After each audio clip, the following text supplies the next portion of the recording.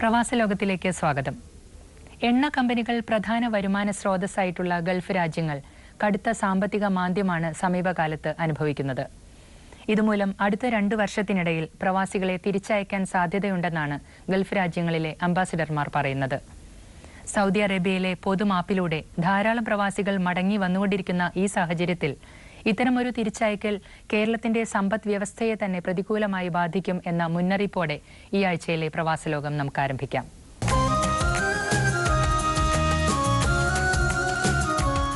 കുവൈറ്റിൽ മസ്തിഷ്ക ആഘാതത്തെ തുടർന്ന് ചലനശേഷി നഷ്ടപ്പെട്ട് 6 മാസമായി ചികിത്സയിലായിരുന്ന കുണ്ടറ സ്വദേശി ആനി കൊച്ചുകുഞ്ഞ് സജി നാട്ടിലേക്ക് മടങ്ങി. കുവൈറ്റിൽ കേറ്ററിംഗ് തൊഴിലാളിയായിരുന്നു ആനി. ഇന്ത്യൻ എംബസി ഓഫീസർമാരുടെയും സാമൂഹ്യ പ്രവർത്തകരുടെയും ശ്രമഫലമായിട്ടാണ് ആനി നാട്ടിലേക്ക് മടങ്ങിയത്.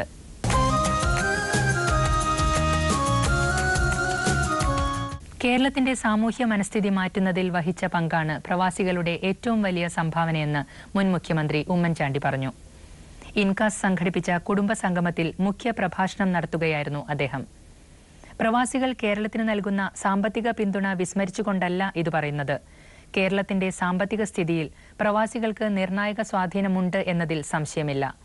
പക്ഷേ അതിനേക്കാൾ വിലപ്പെട്ട സംഭാവനയായി താൻ കരുതുന്നത് കേരള സമൂഹത്തിന്റെ മനോഭാവത്തിൽ മാറ്റമുണ്ടാക്കാൻ പ്രവാസിക്ക് സാധിച്ചതാണ്.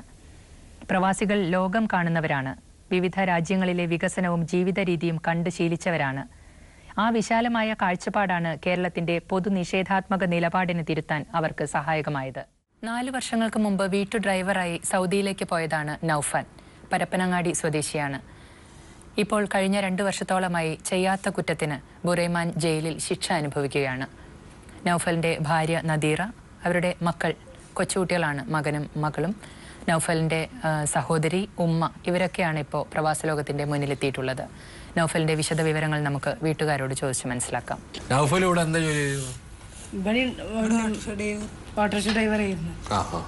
എത്ര രൂപ കൊടുത്താ പോയി?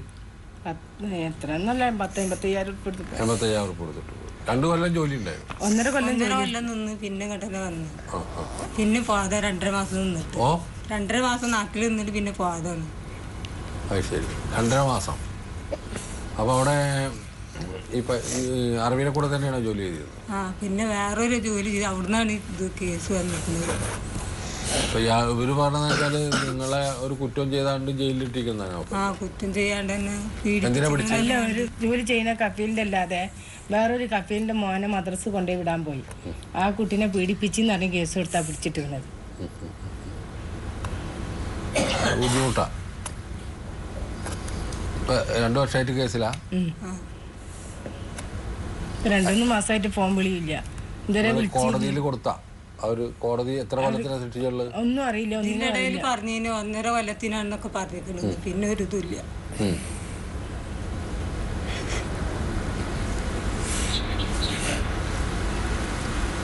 നിങ്ങൾ ആരായിട്ട് ബന്ധപ്പെടുകയും ചെയ്തില്ലേ? എല്ലാരും അടുത്തും പോയിക്കുന്നു. അപ്പൊ എന്താ പറഞ്ഞ അവരൊക്കെ നോക്കാന്ന് പറഞ്ഞു. പിന്നെ ഒരു വീട് ഞങ്ങൾക്ക് കിട്ടൂല. ആരൊക്കെ കണ്ടു? ഞങ്ങൾ ഇയമ്മനെ കണ്ടിട്ടുണ്ട്, പിന്നെ ഇ ടി ബഷീറിനെ കണ്ടിട്ടുണ്ട്. ഈട്ടി നമുക്ക് ശരിയാക്കാന്ന് പറഞ്ഞു. എന്താ ശരിയാക്കിയെന്ന് ചോദിക്കാറുന്നില്ല. എന്താ നിങ്ങൾ ശരിയാക്കിയത്? പിന്നെ ഞങ്ങൾ സുഷമ സ്വരാജിനൊക്കെ ഞങ്ങള് എല്ലാവർക്കും എംബസിക്കൊക്കെ വിട്ടിരിക്കുന്ന കടലാസുകളൊക്കെ ശരിയാക്കി. ആരെടുത്തുന്നൊരു മറുപടി ഞങ്ങൾക്ക് ഇതുവരെ ഒന്നും പറഞ്ഞിട്ടില്ല. ആരും ഒന്നും പറഞ്ഞിട്ടില്ല.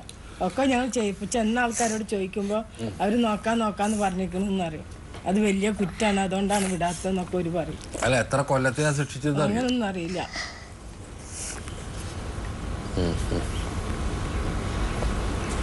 ആരൊക്കെ ഉണ്ട്? നൗഫല് ഞങ്ങൾ തന്നെ ഉള്ളു. ഉമ്മയും പെങ്ങളും 2 മക്കളുണ്ട്. ഞങ്ങൾ ചെറിയ പാവപ്പെട്ട കുടുംബങ്ങളാണ്. പഠിക്കുന്നത് രണ്ടിലും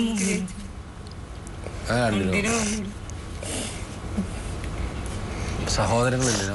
2 ആളുണ്ട്. കുട്ടികളാ? പരപ്പനങ്ങാടിയില്ല? അബ്ദുറബിനോടൊന്ന് പറഞ്ഞു. എല്ലാരോടും പറഞ്ഞു. അബ്ദുറബ് അമ്മ തൊട്ട അയൽവാസിയാണ്. എന്താ പറഞ്ഞു? ഫസ്റ്റായിട്ട് ഒരിടത്താ പോയത്.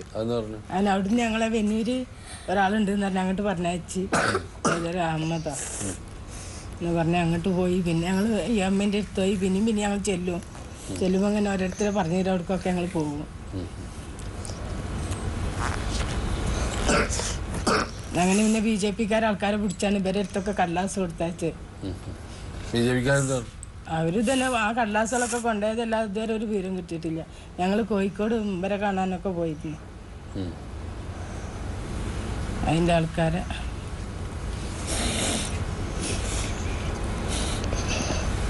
കരയണുണ്ടാളോ? കരയണ 2 കൊല്ലമായി. ഞങ്ങൾക്ക് കണ്ണീര് തന്നെ ഉള്ളൂ, വേറെ ഒന്നുമില്ല.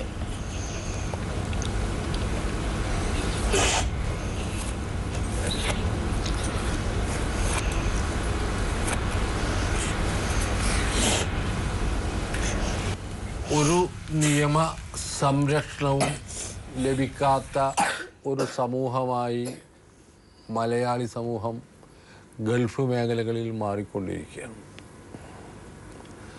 പല ഘട്ടങ്ങളിലും ഇതിനെക്കുറിച്ചുള്ള മനുഷ്യാവകാശ പ്രവർത്തകരുടെ നിരന്തരമായ അഭ്യർത്ഥനകൾ, അതുപോലെ ഇടപെടലുകൾ ഒക്കെ ഉണ്ടായിരുന്നു. ഞാൻ തന്നെ ഈ പ്രവാസ ലോകം പരിപാടിയിലൂടെ നിരവധി തവണ ഗവൺമെൻറ്റുകളോട് പറഞ്ഞതാണ് ഇത്തരത്തിലുള്ള കാര്യങ്ങൾക്ക് സത്വരമായ നടപടി ഉണ്ടാകും. VS ഗവൺമെൻറ്റിൻ്റെ കാലത്ത് പ്രഭാത് പട്നായിക് വിളിച്ചു ചേർത്ത ഒരു യോഗത്തിൽ ഞങ്ങളൊക്കെ ശക്തമായി പറഞ്ഞ ഒന്നായിരുന്നു, നിയമപരമായ പരിരക്ഷ ഇന്ത്യൻ പൗരന് ലഭിക്കുന്നതിന് വേണ്ടിയിട്ടുള്ള നിയമസഹായങ്ങൾ ലഭ്യമാക്കാനുള്ള പരിശ്രമങ്ങളിൽ ഇന്ത്യ ഗവൺമെൻറ് ഇടപെടണം എന്നുള്ളത്. അതിൻ്റെ അടിസ്ഥാനത്തിൽ സ്റ്റേറ്റ് ഗവൺമെൻറ്റുകളൊക്കെ പലപ്പോഴും ചെറിയ സ്റ്റെപ്പുകൾ എടുത്തിട്ടുണ്ട്. സ്റ്റേറ്റ് ഗവൺമെൻറ്റിന് ഇതിന് എപ്പോഴും പരിമിതികളുണ്ട് എന്നറിയാം. അതുകൊണ്ടാണ് നമ്മളെപ്പോഴും പാർലമെൻറ്റ് അംഗങ്ങളെയും സെൻട്രൽ ഗവൺമെൻറ്റിനെയും ഈ കാര്യങ്ങൾ ധരിപ്പിക്കാൻ ശ്രമിക്കുന്നത്. പലപ്പോഴും നമ്മളെ കേരളത്തിൽ നിന്ന് പോയ പാർലമെൻറ്റ് അംഗങ്ങൾ ഇതൊക്കെ അവതരിപ്പിക്കാറുണ്ടെങ്കിലും ഒരു കൃത്യമായ നിലപാടുകളോ പരിരക്ഷയോ ഈ പാവപ്പെട്ട മനുഷ്യർക്ക് കിട്ടിയിട്ടില്ല. അപ്പോൾ ഇദ്ദേഹത്തിൻ്റെ കാര്യത്തിൽ തന്നെ, നൗഫലിൻ്റെ കാര്യത്തിൽ തന്നെ, അയാൾ എത്ര വർഷത്തിനാണ് ശിക്ഷിക്കപ്പെട്ടതെന്ന് അയാളുടെ ഭാര്യക്കോ മക്കൾക്കോ അറിയില്ല. അറ്റ്ലീസ്റ്റ് ഒരാളെ ശിക്ഷിച്ചാൽ ആ ശിക്ഷയുടെ കാലാവധി എന്താണെന്ന് ആ മക്കൾക്കറിയില്ല. അവർ ചെന്ന് മുട്ടാത്ത വാതിലുകളില്ല. നമ്മൾ ആലോചിക്കണം, അവരെവിടെയൊക്കെ ചെന്ന് മുട്ടിയിട്ടുണ്ട്. സുഷമ സ്വരാജ് തൊട്ട് ET മുഹമ്മദ് ബഷീർ വരെയുള്ള കേന്ദ്രത്തിൽ ഇടപെടുന്ന ആളുകളെ മുഴുവൻ തന്നെ അവർ ചെന്ന് കണ്ടിട്ടുണ്ട്. പണ്ട് ഏതോ സിനിമയിൽ പറഞ്ഞ പോലെ ഇപ്പം ശരിയാക്കി തരാമെന്ന് എല്ലാവരും പറയും. ഒരോട്ടം പപ്പു പറയില്ല, ഇപ്പം ശരിയാക്കാന്ന്. അതന്നെ ഇവരൊക്കെ പറയാം, ഇപ്പം ശരിയാക്കാന്ന്. പിന്നെ അവർക്ക് ഓർമ്മ ഉണ്ടാവില്ല, അല്ലെങ്കിൽ അവർ കത്തയക്കും, അവിടെ ഇടും. ഒരു നിരന്തരമായിട്ടുള്ള അന്വേഷണം ഈ പാവപ്പെട്ട മനുഷ്യർക്ക് ഒരാളുടെ ഓഫീസുകളിൽ നിന്നും ലഭിക്കുന്നില്ല എന്നുള്ളതാണ് സത്യം. നമ്മളെ ബ്യൂറോക്രസിയുടെ അതിഗുരുതരമായിട്ടുള്ള വീഴ്ചയായിട്ട് വേണം കാണാൻ. മാസങ്ങളും കൊല്ലങ്ങളും കടന്നു പോകുന്നത് ഇവരറിയുന്നില്ല. ഈ പാവപ്പെട്ട മനുഷ്യരുടെ ജീവിതമാണ് ദുരന്തപൂർവമാണ്. പലപ്പോഴും ഇപ്പോഴത്തെ മുഖ്യമന്ത്രി പറയാറുണ്ട്, ഒരു ഫയൽ ഒരു ജീവിതമാണ്. പലപ്പോഴും അദ്ദേഹം പറയുന്നതാണ്, സത്യമാണ്. ഈ ജീവിതത്തെ ഇവരെങ്ങനെയാണ് കാണുന്നത് എന്നുള്ളതൊരു പ്രശ്നം തന്നെയാണ്. അപ്പോൾ ഈ നൗഫലിൻ്റെ കാലാവധി എത്രയാണ് എന്നെങ്കിലും പറയാൻ ബാധ്യസ്ഥരാണ് ഈ വിദേശകാര്യ വകുപ്പും നമ്മൾ ഇടപെട്ട എല്ലാ നേതാക്കളും. അറ്റ്ലീസ്റ്റ് നിങ്ങളുടെ മകനെ അല്ലെങ്കിൽ നിങ്ങളുടെ ഭർത്താവിനെ ഇത്ര കാലത്തേക്ക് ശിക്ഷിച്ചിരിക്കുന്നു എന്ന് പറയാനുള്ള ഒരു ബാധ്യതയെങ്കിലും അല്ലെങ്കിൽ ഒരു മര്യാദയെങ്കിലും അവർ കാണിക്കേണ്ടതായിരുന്നു. അത് കാണിച്ചിട്ടില്ല. പറയുമ്പോൾ വിഷമമുണ്ടാവും നിങ്ങൾക്കൊക്കെ, PT എന്താ അങ്ങനെ കയറിയിരുന്നു പറയുന്നത്. ഞാൻ നിങ്ങളൊക്കെ പലരും എൻ്റെ സുഹൃത്തുക്കളാണ്, പലരും സഹപ്രവർത്തകരാണ്. പക്ഷേ നമ്മൾ ഈ കാര്യങ്ങൾ പറഞ്ഞില്ലെങ്കിൽ, ഈ കാര്യം ഇത്തരത്തിൽ പറഞ്ഞില്ലെങ്കിൽ മറ്റു പലരും ഇത്തരത്തിൽ പറയില്ല ഞാൻ പറഞ്ഞ പോലെ എന്നുള്ള എനിക്ക് ഉറപ്പുണ്ട്. ഞാൻ എൻ്റെ സുഹൃത്തുക്കളാണ്, ഇപ്പോൾ ETO അല്ലെങ്കിൽ പാർലമെൻറ്റിലൊക്കെ പോകുന്ന മിക്ക ആളുകളും ഞാൻ അറിയുന്നവരോ എന്നെ പരിചയമുള്ള ആളുകളാണ്. അവരോടുള്ള ഒരു വ്യക്തിപരമായിട്ടുള്ള ഒരു ഇതൊന്നുമല്ല, രാഷ്ട്രീയമായിട്ടുള്ള ചില സത്യങ്ങൾ ഇവരോട് പറയേണ്ടതുണ്ട് എന്നുള്ളത് കൊണ്ടാണത് പറയുന്നത്. അപ്പോൾ നിങ്ങളുടെ ഉത്തരവാദിത്തം തന്നെയാണ്, ഇന്ത്യൻ പാർലമെൻറ്റിലിരിക്കുന്ന കേരളത്തിൽ നിന്നുള്ള MP-മാരുടെ ഉത്തരവാദിത്തം തന്നെയാണ് നൗഫലിനെ എത്ര കൊല്ലം ശിക്ഷിച്ചു എന്ന് പറയാനുള്ള ബാധ്യത അവർക്കുണ്ട് എന്ന് ഞാൻ അവരെ ഓർമ്മിപ്പിക്കുകയാണ്. അവരത് ചെയ്യണം എന്നുള്ളതാണ്. അതുപോലെ നോർക്ക, ഇപ്പോൾ നമുക്കൊരു ജുഡീഷ്യൽ കമ്മീഷൻ ഉണ്ട്. അവരെന്താ ചെയ്യുന്നത് എനിക്ക് യാതൊരു വിവരമില്ല. അപ്പോൾ വർക്ക് ചെയ്യുന്നുണ്ടോയെന്ന് എനിക്കറിയില്ല. അങ്ങനെ ഒന്നുണ്ടെങ്കിൽ അവർ നിയമസഹായം കൊടുക്കേണ്ടതാണ് ഇത്തരം കാര്യങ്ങൾക്ക്. നിങ്ങൾ ജുഡീഷ്യൽ കമ്മീഷൻ എന്ന് പറഞ്ഞിട്ട് ഇവിടെ ഒരു ഓഫീസ്, അവർക്കൊരു കത്തയക്കണം. അവരെന്താ ചെയ്യാൻ നമുക്കൊന്ന് അന്വേഷിക്കാമല്ലോ. അതുപോലെ നോർക്ക ഡിപ്പാർട്ട്മെന്റ് ആദ്യത്തെ മുഖ്യമന്ത്രിക്ക് കൊടുത്തിന് ഉമ്മൻചാണ്ടി സാറിന്. ഇപ്പൊ മുഖ്യമന്ത്രിക്കുമാർ നിങ്ങൾ ഒന്നുകൂടി കൊടുക്കും. ജുഡീഷ്യൽ 2 പ്രാവശ്യം കൊടുത്തിരിക്കണം. പരമ ദരിദ്രരായി കഴിയുന്ന ഒരു കുടുംബമാണ്. ആ കുട്ടികളുടെ മക്കളുടെ വിദ്യാഭ്യാസം ഒക്കെ പ്രശ്നം. കൂലിവേല ചെയ്ത് കഴിഞ്ഞിരുന്ന ആളാണ് നൗഫൽ. ആ നൗഫലാണ് ഏക ആശ്രയമായിട്ട് ഈ കുടുംബത്തിനുള്ളത്. നദീറ അല്ലേ ഭാര്യയുടെ പേര്? നദീറ തുടക്കത്തിലെ ആ കുഞ്ഞുങ്ങൾ കരയാൻ തുടങ്ങി. അതൊക്കെ നമ്മളെ സംബന്ധിച്ചിടത്തോളം സങ്കടകരമാണ്. ഈ മക്കളുടെ കരച്ചിൽ നമ്മൾ കാണുമ്പോൾ നമ്മളെ മക്കളെയാണ് ആയിരിക്കുന്നതാണ് ഈ പ്രേക്ഷകർക്കും നമുക്കൊക്കെ തോന്നുന്നത്. വലിയ മനസ്സുള്ളവരാണ് പ്രവാസം ജീവിതം നയിച്ച മനുഷ്യരും നമ്മളുടെ നാടും ഒക്കെ. നമ്മൾ ഒരുപാട് സമരങ്ങളിലൂടെയൊക്കെ നേടിയെടുത്ത ഒരു മനുഷ്യത്വത്തിൻ്റെ മൂല്യങ്ങൾ നമ്മളുടെ മനസ്സിലുണ്ട്. അതുകൊണ്ടാണ് ആ മക്കൾ കരയുമ്പോൾ നമ്മൾ കരയുന്നത്. അപ്പോൾ നമ്മളെ ചുമതലയാണ് ഈ മക്കളെ സഹായിക്കൽ. സ്കൂളൊക്കെ തുറന്ന കാലഘട്ടമാണ്. ഈ മക്കളുടെ വിദ്യാഭ്യാസത്തിന് ഉതകുന്ന എന്തെങ്കിലും സഹായങ്ങൾ നമ്മളെ ഒരുപാട് സമ്പന്നരായ മലയാളികൾ ഗൾഫ് മേഖലയിലുണ്ട്. അവർ പലരും സഹായിക്കുന്നവർ, ഞാൻ നിഷേധിക്കുന്നൊന്നുമില്ല. പക്ഷെ ഇവരെയും കൂടി ഒന്ന് പരിഗണിക്കണം എന്നാണ് അവരോട് പറയാനുള്ളത്. പലരും എന്നോട് പറഞ്ഞിരുന്നു ഇങ്ങനെ വരുമ്പോൾ ഞങ്ങളെ അറിയിക്കണം, അറിയിപ്പായിട്ട് ഇത് കണക്കാക്കണം എന്നാണ് എനിക്ക് അഭ്യർത്ഥിക്കാറുള്ളത്. സൗദി അറേബ്യയിലുള്ള പ്രവാസ ലോകം പ്രവർത്തകരോട് പറയാനുള്ളത് നൗഫലിനെ ഏത് ജയിലിലാണെന്നും എവിടെയാണെന്നും ഒന്ന് അന്വേഷിച്ച്. ഇപ്പോൾ കുറേ മാപ്പ് കാലാവധി വരുന്നുണ്ട് ആളുകൾക്ക് കയറിപ്പോരാനുള്ള.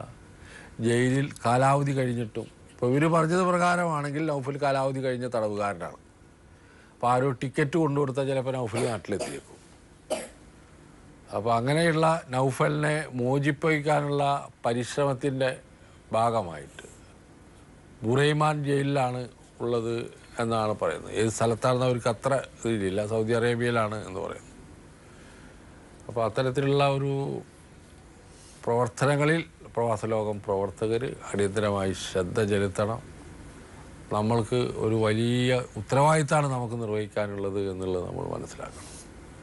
പ്രവാസ ലോകം പ്രവർത്തകരോടൊപ്പം തന്നെ ബാക്കിയുള്ള പ്രേക്ഷകരും ഇതിൽ ഇടപെടണം. ഞങ്ങളൊക്കെ ഇടപെടുന്നുണ്ട് എന്ന കാലത്ത് യാതൊരു സംശയമില്ല. നോർക്ക ഡിപ്പാർട്ട്മെൻറ്റ് നിങ്ങൾ കത്തയക്കണം. ET മുഹമ്മദ് ബഷീറിന് ഒന്നും കൂടി നിങ്ങൾ കാണണം, ഞാൻ പറഞ്ഞു എന്ന് പറയണം.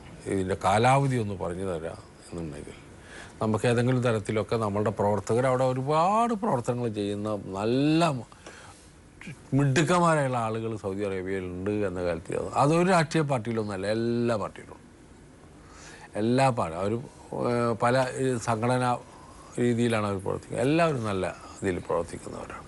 അപ്പോൾ നിങ്ങളുടെ നന്മ നിറഞ്ഞ പ്രവർത്തനങ്ങൾ നൗഷാദിൻ്റെ കുടുംബത്തിനും കിട്ടണം എന്നാണ് എനിക്ക് അഭ്യർത്ഥിക്കുന്നത്. അതിൽ നമ്മൾ ജാതിയും മതവും സംഘടനാപരമായതൊന്നും ഗൾഫിൽ കാണിക്കേണ്ടതില്ല. എല്ലാവരും പ്രവാസികളാണ്, എല്ലാവർക്കും പ്രശ്നമുള്ളവരാണ്. അത് അവൻ മറ്റതാണ് ഇവൻ ഇതാണ് എന്നൊന്നും പറഞ്ഞ് നമ്മൾ മാറ്റി നിർത്തേണ്ടതില്ല.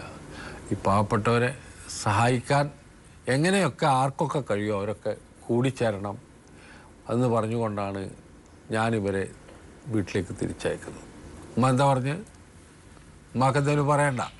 ഞങ്ങൾ പാവപ്പെട്ടവരാണ്. ഞങ്ങൾ വാടകയ്ക്ക് വീട്ടിലാണ് താമസിക്കുന്നത്. മോൾക്ക് പോയിട്ടൊരു വീടുണ്ടാക്കാന്നുള്ള എനിക്ക് മോൾക്ക് പണിയില്ല? ഇല്ലില്ല. ഒരു പണിയില്ല. പഠിച്ചിട്ടുണ്ടാ? ഇല്ല. എന്തെങ്കിലുമൊക്കെ പഠിക്കേണ്ടിയിരുന്നില്ല? ക്ലാസ് വരെ പഠിച്ചിട്ടുള്ളൂ. ഓ 10 വരെ. നിങ്ങൾ ജോലി നോക്കിക്കൂടെ? കിട്ടുന്നില്ല? പോയിട്ടില്ല. പുറത്തിറങ്ങാത്ത ആളാണ് ഞാൻ. എന്തിനാ പുറത്തിറങ്ങാനിരിക്കണത്? എല്ലാരും അടുത്തും പോലും ഞാനാ. ഇസ്ലാമിൽ അങ്ങനെ പറഞ്ഞിട്ടില്ലല്ലോ.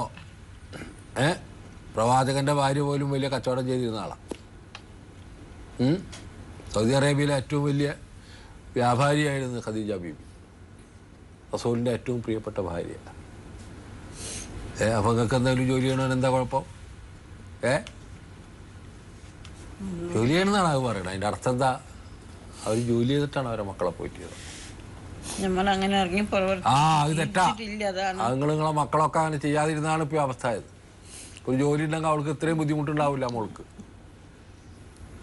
എന്തെങ്കിലും ജോലി അന്വേഷിക്കണം കേട്ടാ.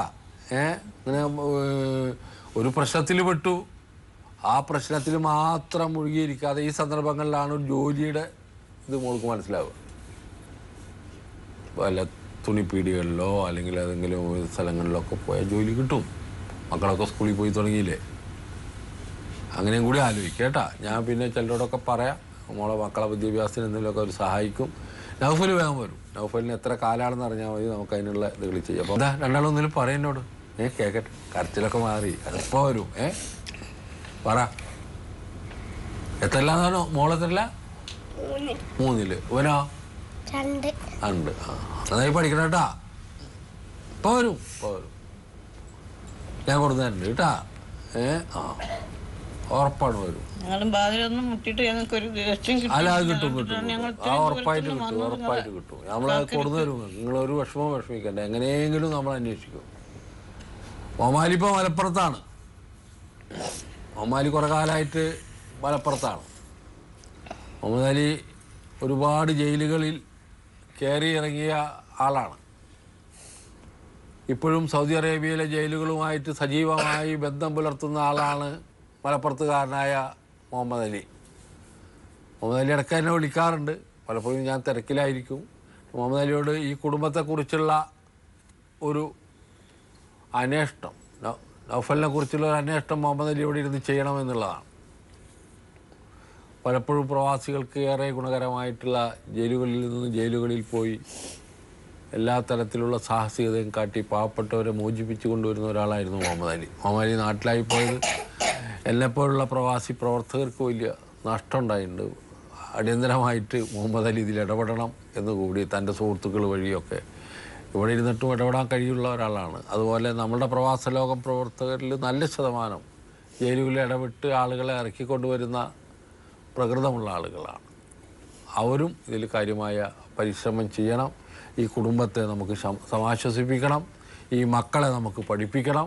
ഇതൊക്കെ നമ്മളുടെ കടമയാണ് എന്നുള്ള ഒരു ബോധ്യത്തോടു കൂടി ഞാൻ ഇവരെ തിരിച്ചയക്കുകയാണ്. ഉറപ്പായിട്ടും ഞാൻ പറഞ്ഞതുപോലെ നൗഫൽ തിരിച്ചു വരും. ഈ കുടുംബം സന്തോഷത്തോടു കൂടി കഴിയും എന്നാണ് എനിക്ക് പറയാനുള്ളത് കേട്ടാ. നൗഫലിന്റെ മോചനം അയാൾ തെറ്റ് ചെയ്തിട്ടില്ലെങ്കിൽ നിയമപരമായി നേടിയെടുക്കാവുന്നതാണ്. ഗൾഫിൽ പ്രവാസികൾ ഉൾപ്പെട്ട കേസുകളിൽ ഇടപെടുന്നതിൽ നമ്മുടെ എംബസിയുടെ നിലപാട് ഒരിക്കൽ കൂടി വ്യക്തമാക്കുന്നതാണ് ഈ പാവം മനുഷ്യന്റെ കഥ. ഈ വിഷയത്തിൽ നിയമരംഗത്തുള്ള പ്രഗത്ഭരുടെ അഭിപ്രായങ്ങൾക്ക് കാതോർത്തുകൊണ്ട് ഇന്നത്തെ പ്രവാസലോകം ഇവിടെ പൂർണ്ണമാവുകയാണ്.